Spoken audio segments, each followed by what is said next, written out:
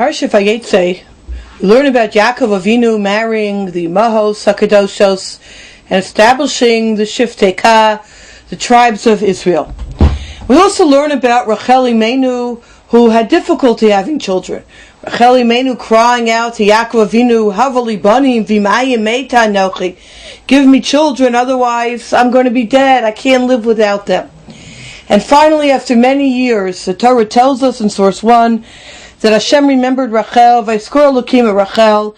Hashem hearkened to her and he opened her womb. She conceived and bore a son and said, Asaf Elokim et Cherpati, Hashem has taken away my disgrace. So she called his name Yosef, saying, may Hashem add on for me another son. The name Yosef, therefore, the Mefarshim point out, is named for two reasons. On the one hand, the concept of Asaf Elokim et Cherpati, Hashem has gathered in my shame, my disgrace, as well as the hope for the future of Yosef Hashem li ben acher, Hashem should grant me another child. What I'd like to, Mirz Hashem, focus in on today is one medrash that Rashi brings down, on Asaf Elokim et Cherpati. What's the Cherpa? So Rashi notes that the busha was perhaps she would land up marrying Esau because she was childless. And then Rashi brings a medrash. The English in the medrash is found in the underline in source 2. The Hebrew is found in source 32. I'll do the Hebrew inside. You can follow along in either one. Uberashi b'shem medrash agada kol zman she'ein li'isha ben, all the while that a woman does not have a son or a child, she has no one to blame. She has no one, the way he translates it, her disgrace was that a childless woman is blamed for everything that goes wrong. And she has no one to blame. So therefore, Mishayesh Laben, when she has a child, Tolabo, she can blame the child. So if the husband comes home and says, Mi shavar klize, who shattered this kli, this vessel, Benech, she can say, your son. Mi achal teinim elu, who ate these dates, Benech, your son.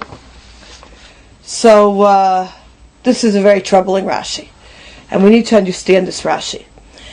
Rachel Imenu, after all these years of being childless, she's finally coming to thank HaKadosh Baruch Hu for giving her a child. And she names the child Yosef based on that her shame is no longer found. What is the great thing that she's thanking Hashem for? That till she had a child, she had nobody to blame when something would go wrong in the house. And now that she has a child, who broke this, who ate this, she can blame her son. That's Pshat in Rashi. That's what Rachel Imenu is so happy about.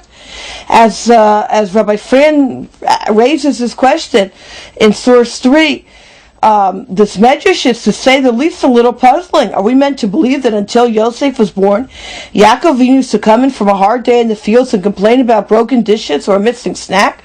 Or that after Yosef was born, Rachel Imenu used to defend herself by saying, oh, our darling little Yossi have been at it again?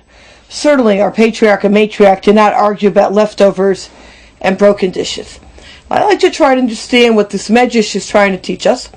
I'd like to take, Mirz Hashem, 4 approaches in understanding this medrash, obviously with an eye and being able to impact our lives. Although we're going to speak a lot about Shalom Bayis, household harmony, it applies and it's applicable to all relationships. And to end with an interesting minhag that we're all familiar with, that perhaps has its roots in this medrash as well.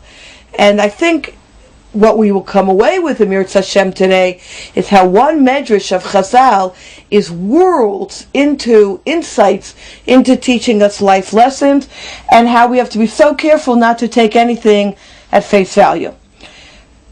Level number 1 of the 4 is a classic level which is found in the Sichos Musar, a beautiful piece, Gadol HaShalom, how great is peace, household harmony.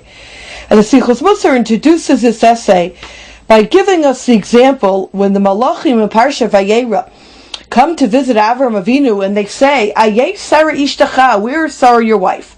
And a rabbi say, you Malachei Asharei. Of course they knew that Sarah Imenu was Ba'ohel. Ella lo dioshitznuahi, but in order to emphasize her sneas, today lechavava al bala, to make her more endeared to her husband. Now keep in mind, Avravinu's 100 years old, 99 years old, Sari Menu's 89 years old. Do they need to be more endeared one to another at this age? The answer is emphatically yes.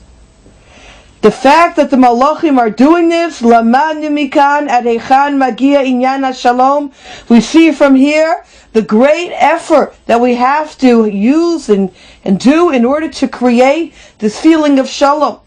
Likewise, in that same story, that Kadosh Baruch Hu himself changes words because of household peace.